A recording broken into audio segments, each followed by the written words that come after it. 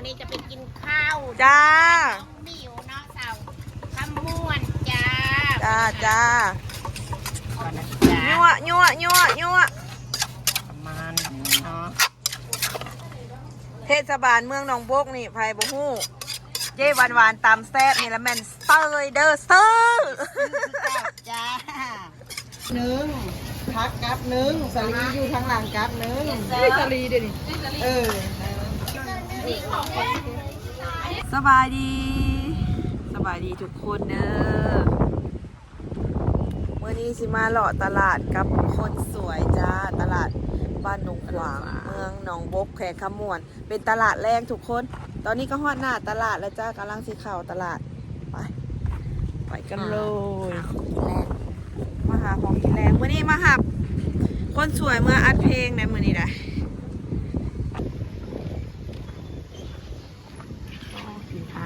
หอมคือโดนัทแท้ ฮอตอันนี้ ไปเลาะข้างหลัง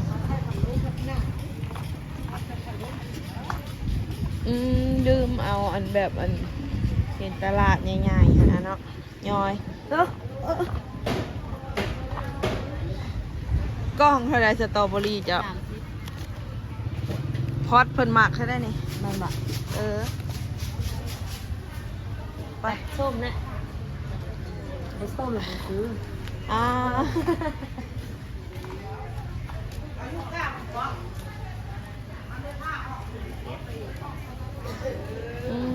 สวัสดี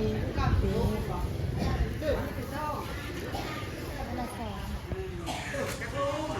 หัวใจลังบอลโอ้ มากเท่าไร ตอนนี้5,000ตอนนี้มาแบบอยากหัวใจอันนี้ยำบอกค่า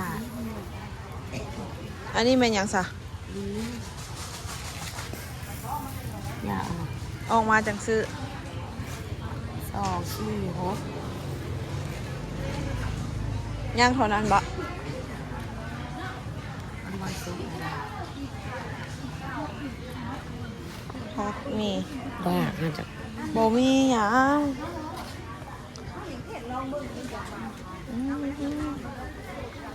พี่ได้บอลขออยากซื้อคือผักคะพี่ได้ไว้ซื้อมาใส่แกงหน่อไม้ อันนี้ใช่กระไรเนี่ยที่แกงมาเป็นแรง บอกน่าจะเป็นเมืองอื่นพุ่นแหละจักโลพุ่นแหละ โลเท่าไหร่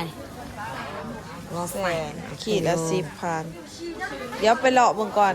เบาเดียวนะครึ่งโลกับพ่อพี่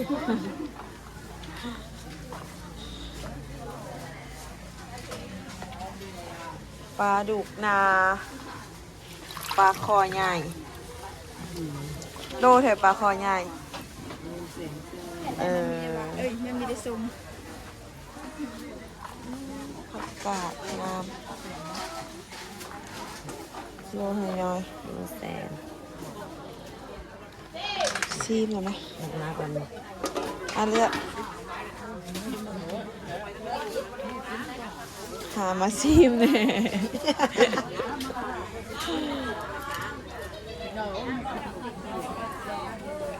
ซีมมะขาม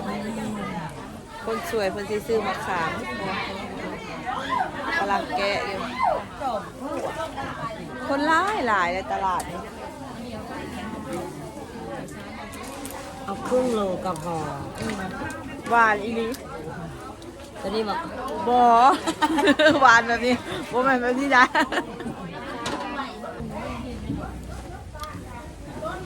เอานายครับ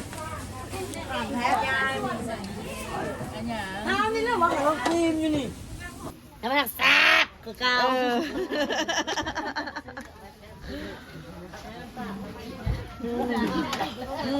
คุณที่สอง เอาน้ำตาลทองเนาะอันนี้ก็ได้ คุณที่สอง นี่ง่ายก็หานี่อะไรโอ้นะ ต้นโอนเลยนะ เน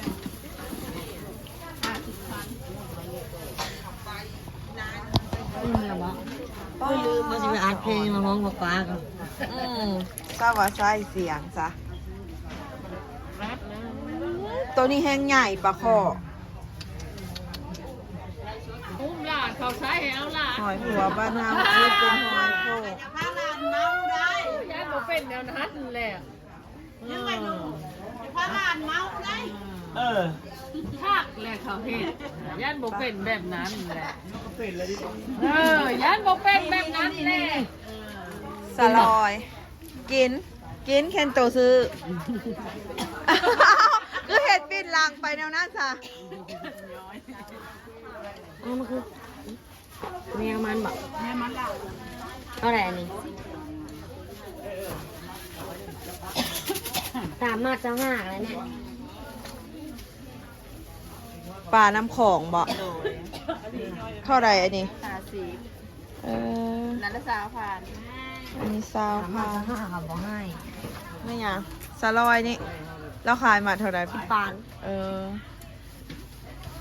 เอาเท่านั้น ไปแล้วได้กับแม่ดอง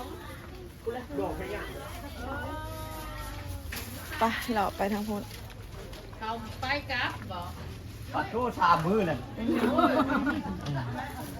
ไข่มดแดง ยังมันมาแล้วป่านนี้ กองเท่าไดเบะ กล่องละ10,000 กอง10,000กีบค่ะใครนะ 3กล่อง25ก็ได้ แล้วไปอยู่งาน เหนียว เหนียว เขาบริยูบ้านเป็นดื้อปานเจ้าเห็น ไป มาหลอกตลาด ผูกเกี่ยวพอ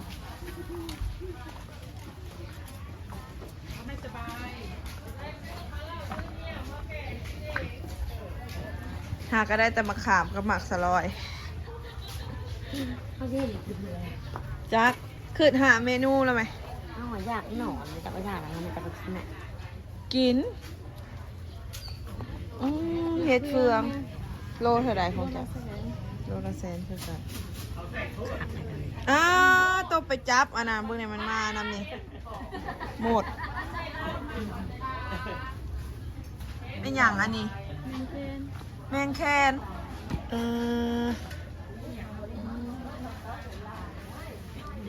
แมงแคนพักนี่ตามแล้วดูสิดอกมะอื้อนี่ตั้งค่ะ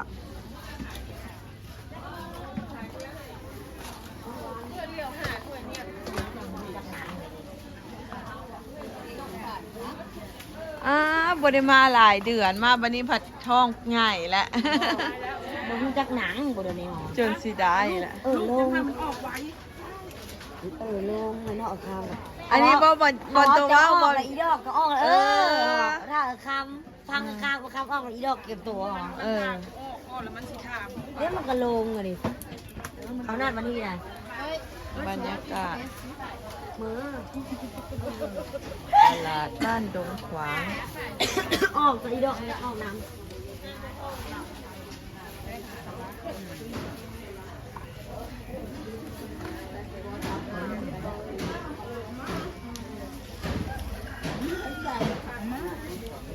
กินหมู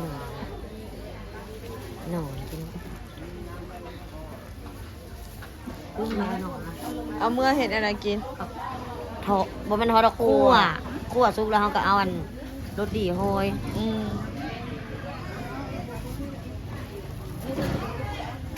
ตลาดนี้เป็นตลาดแรงที่ใหญ่ที่สุดของเมืองหนองบกทุกคน มี3 ตลาดนะ บอกขายบอกคือย่อยคือตะคือ อันนี้โซนอาหารทะเลทุกคน มัน อาหารซุปน้ำหวาน มึงอย่าบูดหาผล เอ้า จะมาก็ผู้ใดมาฮอดจะโดนละเดี๋ยวซื้อเพื่อนพอละไม่เห็นด่ามึงเห็ดแว่นมึงเฮือนดอก ไปรอ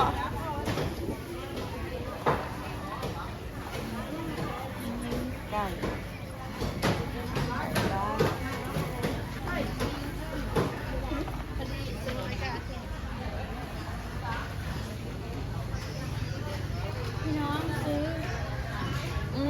หนวดมึงอันนี้เป็นตาแซ่บแท้โลแท้นี่ ลูกสายนะแสบ จิ๊บซื้อหน่อยแม่จิ๊บ เป็นยา นะตั้งได้จริงเนาะ แม่จิ๊บสะดาแม่จิ๊บสะดาโอ้ยมาซื้อนะแม่ เลาะก่อนเนาะกิษดานิพนธ์ เขาเอิ้นแม่นะ โอ้ย หมดแล้วถูกแล้ว สุดแล้ว อันนี้เป็นปลานิลปลาดุกพันทุกคน มีอย่างพัดอ่านอาหารหวาน ขายอาหารหวาน เบิร์ดแหละทั้งนี้ได้ขายดีขนาดเลย จะนอนหมดเลย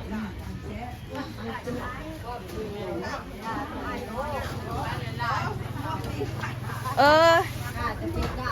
บุญ อันวาซิซื้ออันผักขะอยู่เฮือนอาก็มีบุญสารสิแบเอา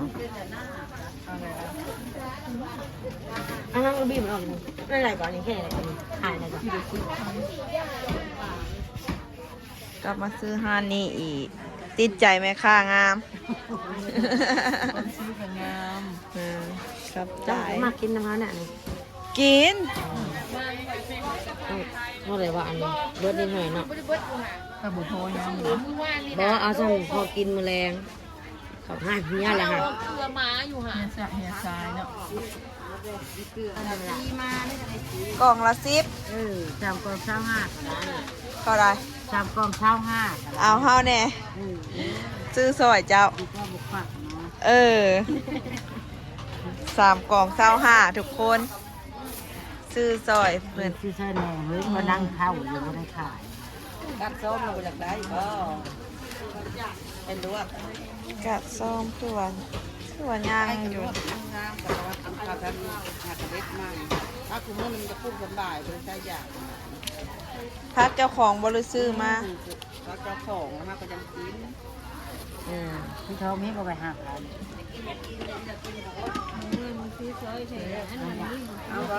ก็จะมันแล้ว เอามัดหนึ่งอะซื้อซอยจ้ะป้าหอยขัวจะมาหน่วยใหญ่แท้ บุกมาพี่แหละจานละ9,000 เอาละขอบใหญ่เด้อ จ้าโอ้ยขอบใจมาซื้ออันไข่หมดแดงกับผักกาดก็ได้พรขนาดเลย คือสีเฮงเฮงคือสีเฮงเฮงปังๆขนาดเลยปีใหม่ ปีใหม่ ไป เด็กให้ตอน อ้าว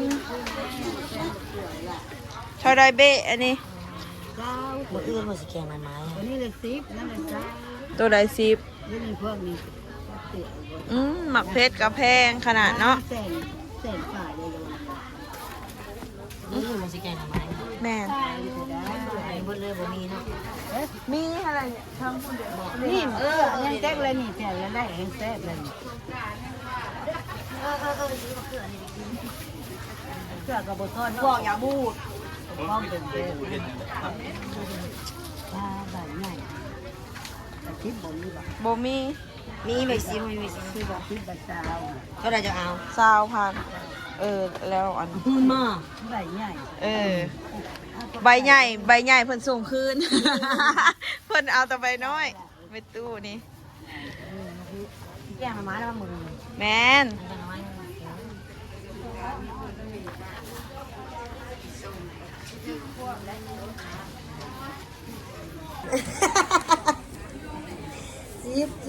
17 18 19 20 ซื้อมาเหรอไป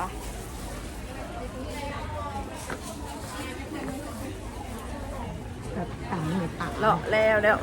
ยังลืมเพิ่น เบิดเลย เดี๋ยวนี่น้ำอามีอยู่ ซุปแรกของเพิ่นฮัลโหล เพิ่นสร้างจำเอ็นไว้ เอาเงินมา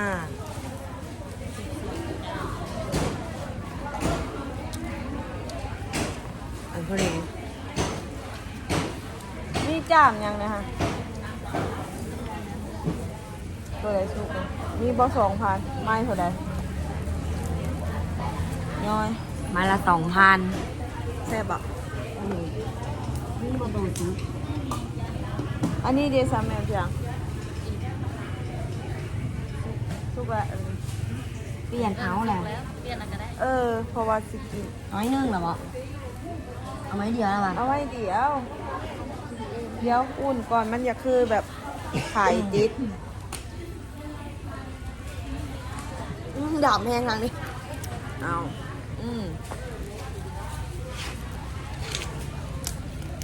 มาซื้อจามเองเลาะตลาดกันได้หลายอันหลายอย่างสีใดของแก้วนะโซนะคุณนายคนสวยเพิ่นได้หลายอันหลายอย่างทุกคนส่วนได้3อย่างฮะมักสลอย มักสลอยบ่แม่นมักสลี ซื้อมักสลอยไปกินนะอันนี้ได้ละโอเค ไปพกเบี้ยให้เด้ออันนั้น ครับ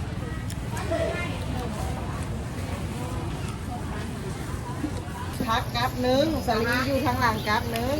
สลีเดี๋ยวนี้อีมากับนึงกระจกตอนมันละลาย อันนี้ข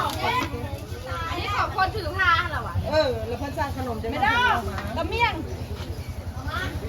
ตำเมียนจ่ายเงินแล้ว จ่ายแล้ว ซื้อแล้วครับซื้อแล้วครับ เชิญมาใส่กันแล้วให้แม่เรานำกับเลย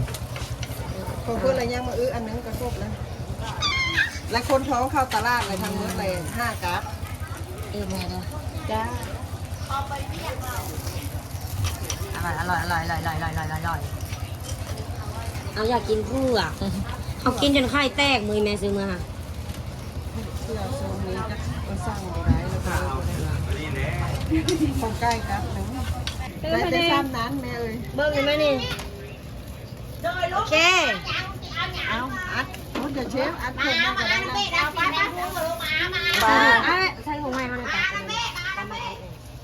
รวมเงินเราโอนให้ ไป โอ้โห เมื่อก่อนเด้อ มีซื้อคนละประเดี๋ยวกันหลงเลยเอายากอะไรนะ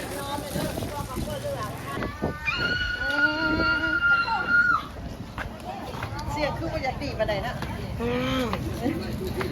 วุ้นหมักตาว มาขนมครกบ้านแลนเด้อบ้านเมือง มาทานกะทานมาบ่ทานกะ บ่ได้กินมื้อนี้ ต้องใส่ตัวนี้หรอ โชคดี เจ้าอยากได้ใจนะเพื่อบุญเพื่อ ถ้าอยากได้จ่ายพักบัวเขาเอาตัวนี้กันนะจุกกันแล้วว่านี่กันนะ ไปแล้วล่ะ ตั้งใจมาซื้อนี่จะบุญมาได้เข่งนี่หันนี่ข้างกันข้างกันเลยกับหันขนมครกอร่อยเนี่ย ได้เชฟสาหารขายตำเมี่ยงแซ่บนะ อามี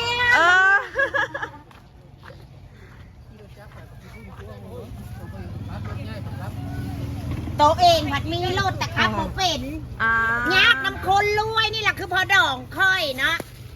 ตัวแรง มีเงินมีรถแต่ค่อยขับรถบ่เป็นเพื่อเขาจะขึ้นรถใหญ่ได้เขาต้องจ้างคนมาขับให้ลูกหลานเนาะอันนี้ว่าเรื่องคนรวยโอเค เจ๊วันๆเพื่อกสิประมาณนี้แหละทุกคน เจ้าสบายดีหลังปีใหม่จ้า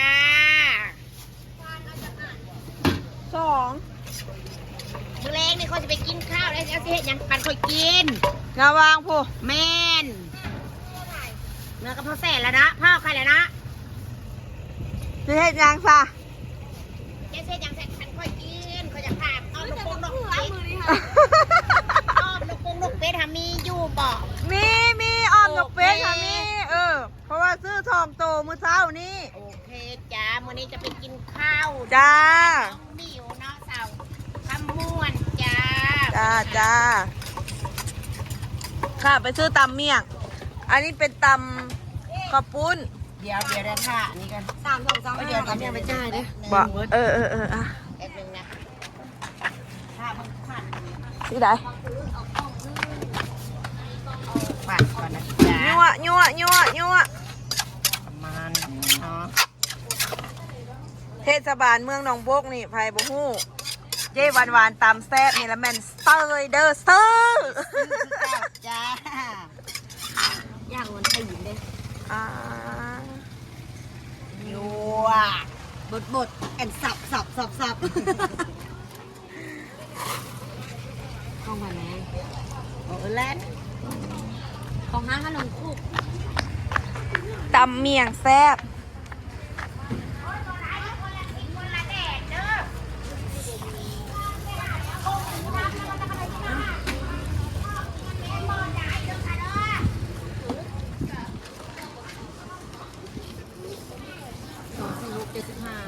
จ้า นี่ซาเล้งเพื่อนทุกคน ผู้ใดมาเมืองหนองบกเห็นซาเล้งนี่ก็จอดซื้ออุดหนุนเพื่อนให้เด้อทุกคนเด้อ ทุกคนก็สำหรับคลิปนี้ก็สิขอฝากไว้สำนี้ก่อนเด้อคลิปหน้าพ่อกันใหม่อย่าลืมกดไลค์กดแชร์กดติดตามซ่องมิวสาวขมวดในเด้อขอขอบใจ